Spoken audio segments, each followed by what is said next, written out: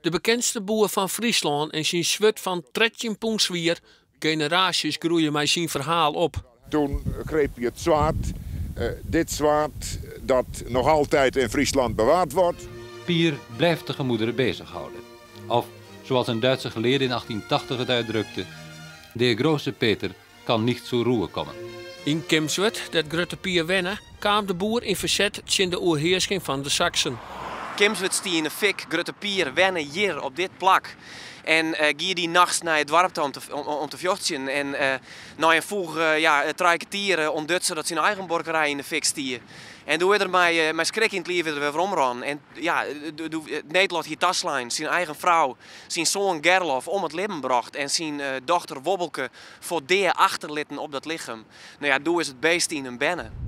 De plaats van Grutte Pier is de oude mannen weer opbouwd en zal weer in de brand stutsen worden. Op de kop al 400 jaar later. Op 40 plakken in het houten poon worden poetsjes der lijn. Dit 4 joen oplaagje litten. Het is op een soort basis, op ethanolbasis, wat gewoon goed brandt. En het is milieuvriendelijker dan petroleum of benzine. En het gaat het zware een beetje een warme gloed vormen en dat brandt als een lont. We hebben 4 aanstekers. We hebben een andere 2 mensen houden in de gaten wat er gebeurt.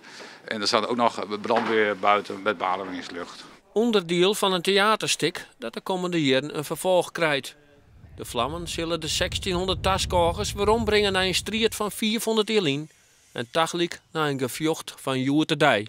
Ja, het vuur van vrijheid en ook een stukje bewustwording natuurlijk. Hè? Want wat er 400 jaar gebeurde, dat gebeurt op dit stuit natuurlijk nog steeds. Het gebeurt dan wel net in Friesland, maar in Parijs, in Syrië, er binnen een heel soort momenten in deze tijd waarin het meest een vjochtje van vrijheid.